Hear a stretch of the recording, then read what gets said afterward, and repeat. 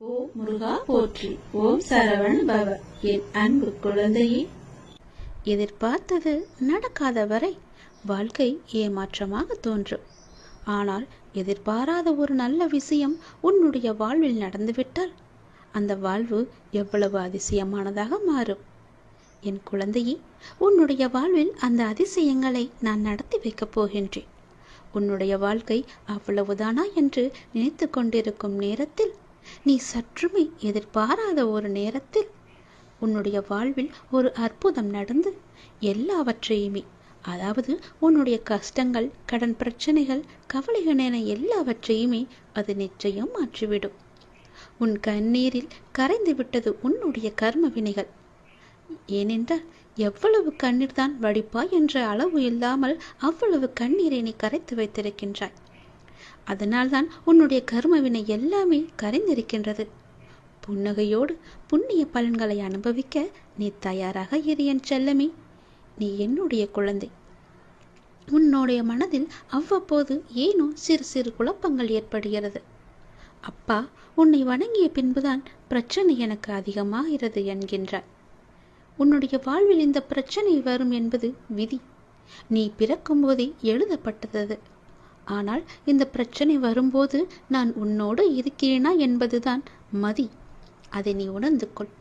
உன்னுடைய மதியால் உனக்கு பிரச்சனை வரும் நேரம் நான் உன்னோடு இருந்து வழி நடத்தும் பொறுப்பை நான் தந்திருக்கின்றேன். நீ எனக்கு அதற்கான வாய்ப்பையும் தந்திருக்கின்றாய். நானே உன்னை வழி நடத்தி செல்கின்றேன். நீ அதிலிருந்து நல்ல ஒரு அனுபவ பாடத்தை எடுத்துக்கொண்டு அது நிச்சயம் நீ மீண்டு வருவாய். எப்பேற்பட்ட பிரச்சனை வந்தாலும் அது எளிதில் உன்னால் சமாளித்து வெற்றி நடைபோட முடியும். கவலைப்படாதே.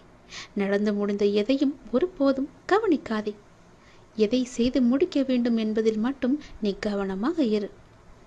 உன்னுடைய பிரார்த்தனை மற்றும் விரதத்தின் பலனாக உனக்கு தருவதற்கென்று ஒன்று நான் எடுத்து வைத்திருக்கின்றேன். அதை விரைவாக உன்னிடம் கொண்டு வந்து சேர்ப்பேன்.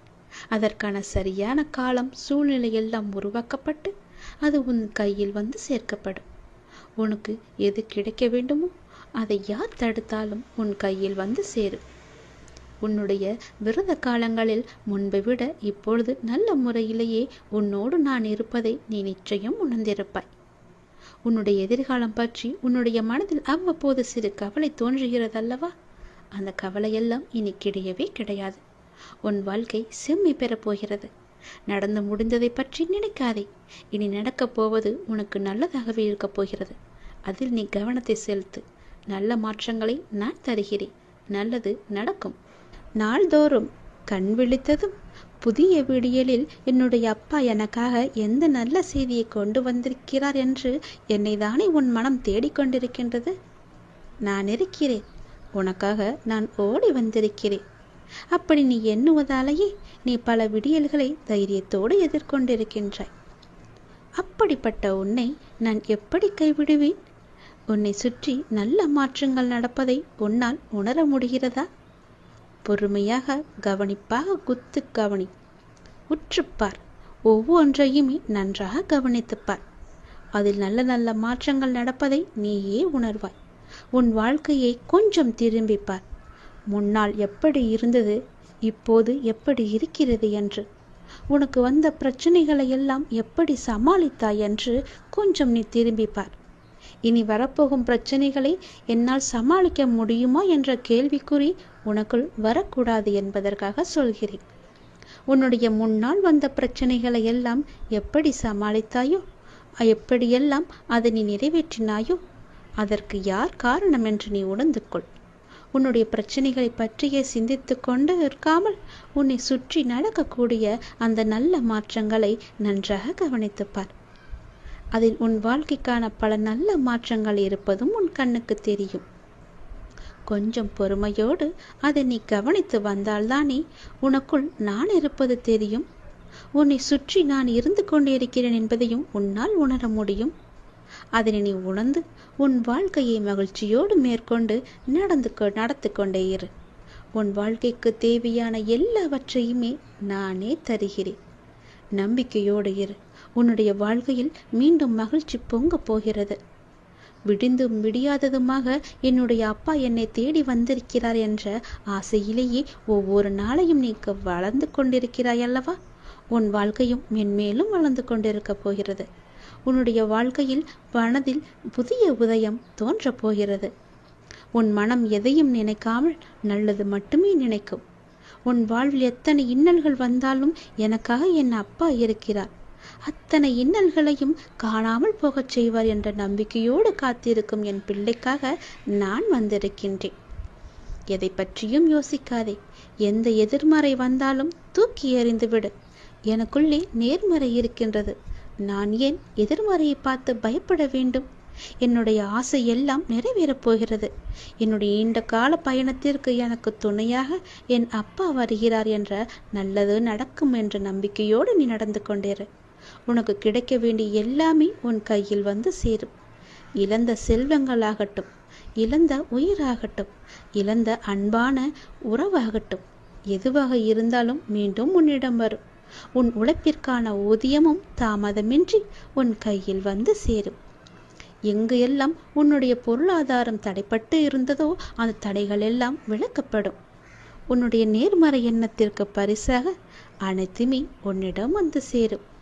உனக்கு தேவையான அனைத்துமே கூடிய விரைவில் உன் கையில் வந்து சேரும். நீ எதிர்பார்க்கும் நன்மைகள் எல்லாம் ஒவ்வொன்றாகவே நடக்கத் தொடங்கும். சில துன்பங்கள் எல்லாமே முடிந்துவிட்டது. எந்த துன்பத்திலும் நீ என் மீது கோபமோ வருத்தமோ கொள்ளாமல் உன்னுடைய வாழ்வை நீ புரிந்து பொறுமை காத்தாய் அல்லவா? அதற்கான பலன் உனக்கு கிடைக்கப் போகிறது. உனக்குள் வரும் எதிர்மறை சிந்தனைகளுக்கு நீ இடம் கொடுக்காதே. அதை மட்டும் இப்போது நீ செய்தால் போதும். உனக்குள் எதிர்மறை எண்ணம் வந்தால் அந்த எதிர்மறையை உடனே அழித்துவிடு, வேரோடு தூக்கி எறிந்து விடு. எப்பொழுதும் உனக்குள்ளும் உன் மனதிற்குள்ளும் நேர்மறை என்ற எண்ணம் மட்டும்தான் இருக்க வேண்டும். நல்லது என்ற சிந்தனை மட்டும்தான் எழ வேண்டும். மாயைக்கோ எதிர்மறைக்கோ இடம் கொடுத்து விடாதே. இப்போது நீ அதை செய்தால் போதும். உனக்கான புதிய சூழல் ஆரம்பமாகின்றது. அதற்காகத்தான் நான் சொல்கிறேன். பல நன்மைகள் உன்னுடைய வாழ்வில் நடக்கப் போகிறது. நீ எடுத்து வைக்கும் ஒவ்வொரு அடியும் இனி வெற்றிப்படியாகவே மாறப்போகிறது. கவலைப்படாதே. ஒருவர் உன்னால் மனம் முடிந்து இறைவனிடம் முறையிட்டு அழும் நிலைக்கு ஒருபோதும் யாரும் கொண்டு வந்துவிடக்கூடாது. உடைக்கப்பட்ட மனங்களின் வேண்டுதல்கள் இறைவனிடத்தில் அத்தனை பலம் மிகுந்தவையாக இருக்கும். அது விரட்டி விரட்டி தண்டிக்கக்கூடியவை. அதனால் எப்போதும் யாருக்கும் எந்த துரோகமும் செய்யாத அளவுக்கு பார்த்துக்கொள். நம்பிக்கை துரோகம் என்பது மிகவுமே பாவத்தில் போய் சேரும். நம்பிக்கை துரோகம் மட்டும் செய்யக்கூடாது. உன் வாழ்வில் நீ படும் வேதனைகள் அனைத்தும் பொடி பொடியாக உன்னை விட்டு நீங்க போகிறது. நீயும் உன் வாழ்வில் படிப்படியாக முன்னேறி கொண்டே வருவாய். அது உனக்கே தெரிய வரும். என்னுடைய ஆசீர்வாதம் என்றும் உனக்கு நிலைத்து இருக்கும். கவலைப்படாதே. யாரேனும் ஒருவருக்காக உதவி செய்யும் வாய்ப்பை நான் உனக்கு தருவேன். அப்படி அந்த வாய்ப்பை இறைவன் உனக்கு கொடுத்தால் அதன் மூலம் நீ பெரும் பாக்கியம் பெற்றவனாக இருக்கின்றாய் என்பதை உணர்ந்து கொள். யாராவது உன்னிடம் உதவி என்று கேட்டால் தயங்காமல் செய்துவிடு. மறுக்காதே. உன் கஷ்டம் விலக என்னுடைய கரங்கள் நிச்சயம் உதவும். என்னுடைய கரமானது எப்போதும் உன்னை பிடித்து கொண்டுதான் இருக்கிறது. நீ எப்போது என்னை பார்த்தாயோ அந்த நொடி முதல் உன்னுடைய கவலை, உன்னுடைய கஷ்டம், உன்னுடைய வறுமை, உன்னுடைய பிணி இவை அனைத்துமே உன்னை விட்டு விலகி ஓடிவிடும். என்னுடைய நாமத்தை ஒரே ஒரு முறை சொல்லிப்பார். எல்லாம் உன்னை விட்டு விலகுவதை பார். எதிர்மறை சென்று நேர்மறை உன்னை தேடி வருவதை உணர்ந்து கொள். என் நாமமே உனக்கு பாதுகாப்பாக இருக்கும். எந்த சூழ்நிலையிலும் எந்த காரணம் கொண்டும் யாரிடமும் வீண் வாதங்களை செய்யாதே. யாராவது உனக்கு கெடுதல் நினைக்கிறா என்று தெரிந்தால் அவர்களிடமிருந்து நீ விலகி வந்துவிடு. உன் வாழ்க்கையில் நான் இருக்கிறேன் என்பதை மறந்து விடாதே. எப்போது நீ மறந்தாயோ அந்த நொடி உன்னிடமிருந்து நான் வெளிவந்து விடுவேன். உன் இதயத்தில் குடியிருக்கும் எனக்கு உன்னுடைய கஷ்டங்கள் தெரியாமல் இருக்குமா என்ன? நீ என்னை முழு மனதாக நம்பிவிட்டாய். பொறுமையுடன் காத்து கொண்டும் இருக்கின்றாய். உனக்கு எந்த துன்பமும் நேராமல் என் வார்த்தைகளில் நம்பிக்கை வைத்து காத்திருக்கின்றாய் அல்லவா? அப்படி இருக்கும் உனக்கு நல்லது செய்யாமல் நான் எங்கே போகப் போகிறேன்? என்னுடைய உண்மையான முழுமையான பக்தன் நீ. உனக்கு அடிக்கடி நான் சொல்வது ஒன்றுதான். விரைவில் உயர்ந்த நிலைக்கு வரப்போகிறாய் என்று சொல்கிறேன். என்னை சரணாகதி அடைந்து விட்டாய். நானே கதி என்று எப்போதும் இருக்கின்றாய். அப்படி அடைந்தால் நான் உன்னை நிச்சயம் பாதுகாப்பேன். நீ உன்னுடைய வாழ்வை எப்போது குறை சொல்லாமல் ஏற்றுக்கொண்டாயோ, நான் கொடுத்த வாழ்வை நீ முழுமையாக ஏற்றுக்கொண்டாயோ, அப்போதே உன்னுடைய வினையை நீ புரிந்து கொண்டாய் என்று அர்த்தம். உன்னுடைய கர்ம வினையை நீ குறைத்து கொண்டாய் என்று அர்த்தம். அப்போதே உன்னுடைய வாழ்வில் பல மாறுதல்கள் உன் வாழ்வில் நடக்க ஆரம்பித்து விட்டன. நீ விரும்பியபடி நடந்தால்தான் மகிழ்ச்சி இருக்கும் என்று நினைத்தாய் அல்லவா? ஆனால் இப்போது உனக்கு அமைந்த இந்த வாழ்க்கையே நீ நினைத்த மாதிரியே மாற்றிக்கொண்டாய். அனைத்து மகிழ்ச்சியும் உன்னை தேடி வர வைத்து விட்டாய். இடமாற்றமாகட்டும், வேலையாகட்டும், எதுவாக இருந்தாலும் மாற்றம் என்று நீயே அதை ஏற்றுக்கொண்டு அதன்படியே நீ வாழத் தொடங்கிவிட்டாய். நீ எதிர்பார்த்த பல மாற்றங்கள் உன்னுடைய வாழ்வில் மீண்டும் மீண்டும் நிகழப்போகிறது. நீண்ட நாட்களாக நீ கேட்ட ஒரு வேண்டுதலும் இந்த மாதத்தில் நிறைவேறும். மகிழ்ச்சியாக இரு. சில நேரம் கடினமாக தோன்றும் வாழ்க்கை, சில நேரம் எளிதாக தோன்றும். சில நேரம் இதனை கடந்துவிட முடியும் என்ற நம்பிக்கையில் இருப்பாய். சில நேரமோ வாழ்க்கை அவ்வளவுதானா, இருள் சூழ்ந்து விட்டதா என்ற கவலையிலேயே இருப்பாய். இங்கு மாறிக்கொண்டிருப்பது உன்னுடைய வாழ்க்கை அல்ல. இங்கு மாறிக்கொண்டிருப்பது உன்னுடைய மனநிலைதான். இதனை நீ தெளிவாக புரிந்து கொண்டால் எப்பொழுதும் ஒரே மனநிலையில் இருந்து உன்னுடைய வாழ்க்கையை நீ வெற்றி கொள்ள முடியும். அனுபவங்களை பெற்றுவிட்டாய். ஞானமும் பெறத் தொடங்கிவிட்டாய். இனி வாழ்க்கையை வெல்வது ஒன்றுதான் மிச்சம். அதையும் நீ நிச்சயம் வெல்வாய் என்ற நம்பிக்கையோடு ஒவ்வொரு நாளையுமே நீ எழுந்து வா. நம்பிக்கையோடு கடந்து வா. உனக்கு துணையாக உன் அப்பா எப்போதும் துணை இருந்து கொண்டே இருப்பேன்.